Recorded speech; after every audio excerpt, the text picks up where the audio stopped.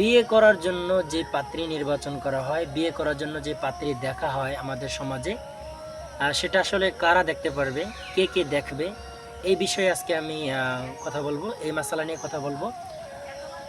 Viewers, খুবই দুঃখের সহিত বলতে হচ্ছে যে বাংলাদেশে যে পরিমাণ কোরআন বিরোধী, হাদিস বিরোধী, মাসালা বিরোধী সমাজ গঠন ব্যবস্থাপনা হচ্ছে, সেটা আসলে খুবই দুঃখজনক। ভিউয়ার্স, যেখানে মেয়েটাকে দেখা বা বিয়ের জন্য পাত্রী দেখা শুধু জামাইয়ের জন্য জায়েজ, শুধু জামাই যিনি বিয়ে করবে উনিই শুধু দেখতে পারবে, সেখানে দুঃখজনক হলেও সত্য যে দুলাভাইকে দেখাতে হচ্ছে, নিজের শ্বশুরকে দেখাতে হচ্ছে, চাচা, খালু, তারপর ফুফা, এদেরকে দেখানো হচ্ছে।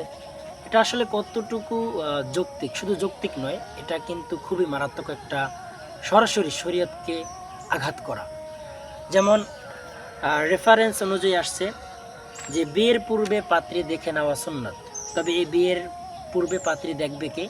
সেটা হলো যিনি বিয়ে করবেন শুধু উনিই দেখবে। যিনি বিয়ে করবেন শুধু ওই ছেলেটা, ওই পুরুষ লোকটাই দেখতে পারবে। অন্যথায় কোনো গায়রে মাহরাম পুরুষ, দুলাভাই বলেন, দুলাভাইয়ের যদি আব্বাও হয়, নিজের শ্বশুরও যদি হয়, সেও দেখতে পারবে না। এটা আমার কথা না, এটা হলো কিতাবের কথা।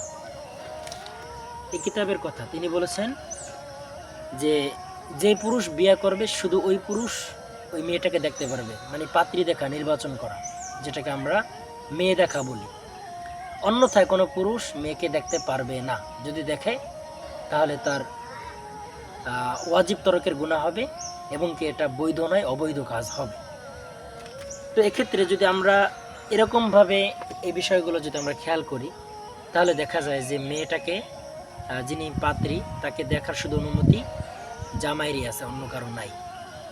তো ভিউয়ার্স, আশা করি আমরা সকলে কথাগুলো বুঝতে পেরেছি। আমরা জোরাজুরি করার কোনো বিষয় না যে আমি আমার বউকে দেখতে দেব না, বা দুলাভাই হিসেবে আমি আমার শালার বউকে দেখতে পারলাম না, বা আমি আমার ছেলের বাবা হিসেবে মেয়েটাকে দেখতে পারলাম না, এরকম আফসোস করা বা এরকম নিজেকে দুঃখিত মনে করা, এটা কোনোই সুযোগ নেই।